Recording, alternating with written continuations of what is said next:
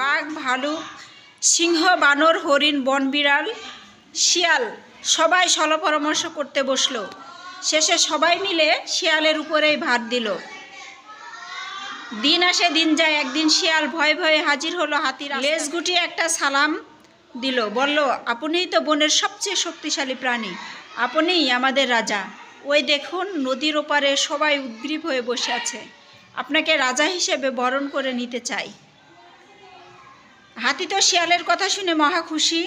আচ্ছা চলো। নদীর পাড়ে এসে শিয়াল বলল, এই আমি নদীর সাঁতরে পার হচ্ছি, আপনিও আসুন।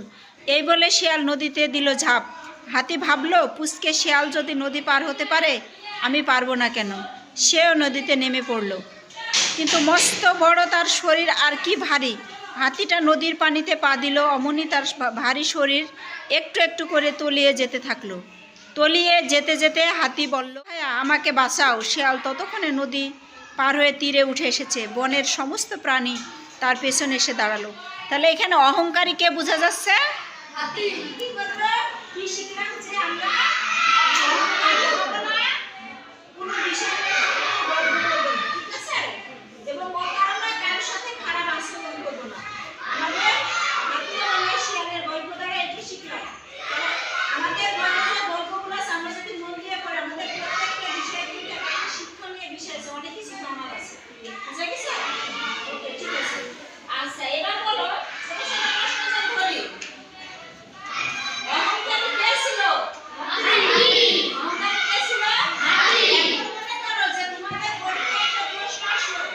মনে করো 1 নম্বর দিয়ে একটা প্রশ্ন আসলো, কে অহংকারী ছিল?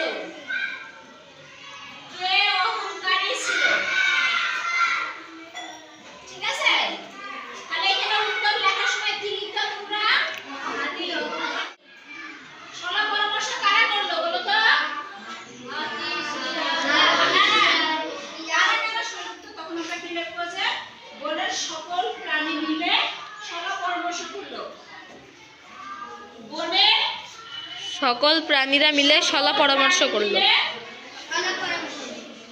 সকল প্রাণী মিলে সলা পরামর্শ করলো। কাকে মারার জন্য? হাতিকে মারার জন্য, ঠিক না? ধ্বনি করে সংসারে বলে উঠলো, ঠিক বলেছো শিয়াল ভাই, আর দেখবো না হাতির ছায়া। আমরা এখন মুক্ত স্বাধীন, নাচছি সবাই তাদিন তাদিন। আর কি আছে? ভারী কি? ভারী কি? ভারী কি?